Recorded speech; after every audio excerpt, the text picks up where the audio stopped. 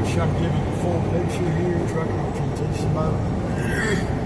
And some of these short haul broker lease purchase agreements, schemes that they're running. So I went through Beast Barrett, so I know that if you do the right thing the right way every time, respond, no matter what the duty is, you'll eventually make through. There'll be ways to test and plumb line it, orient. But the last average weekly pay was $324. If I take out where the agent alleged, hey, you lost money because you went home. If I go to the week before it, that means just 40 hours, which I drove more than that. Do the time, yard moves and stuff like that. But let's just say 40 hours, $324 a week. That's $8 and some change an hour. So we'll round it up to $9.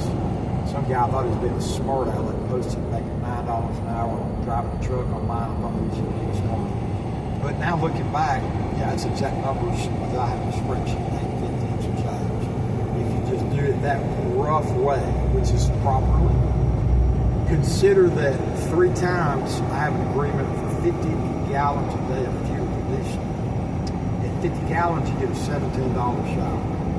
So 3 different times, the fuel card didn't work. Pump 48, and then pump 3 gallons yesterday. So I had to pay $17 if I wanted to take a shower. To pay $17, I'd have to work in that theoretical realm, which is reality because of how the schemes work. I would have to literally work 2 hours a day to cover the shower the days that they don't follow through on their agreement, which at least is not free.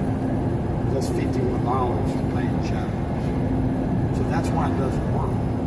This is America. You can't deceive people into getting them into upside down, bait and switch agreements. And the actual brochure very clearly lays out that you should expect to make these industrial rates. So here's a free tail, 3-tier scale, the actual load mileage, how far you go, how it works out that you get 1,500 miles to even break even. I don't have any control of that. So I'm taking what's assigned to me, fulfilling my obligation, as facts speak for themselves.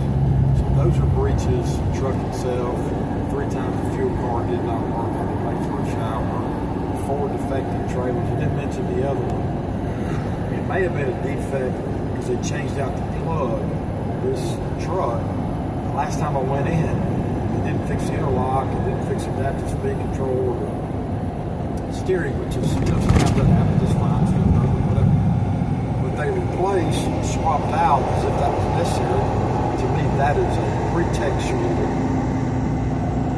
repair or maintenance, swapping out the cord air hoses unnecessarily.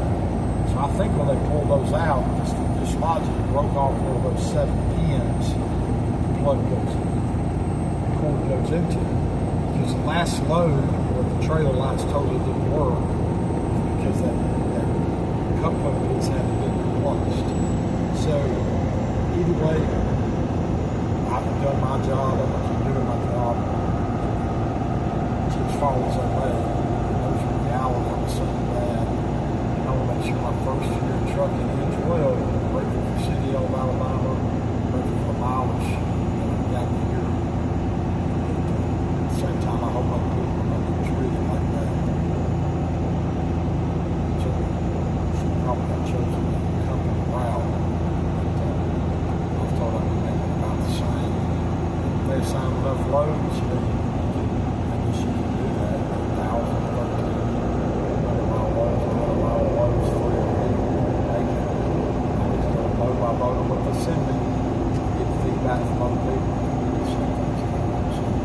let us pray and get better. It's been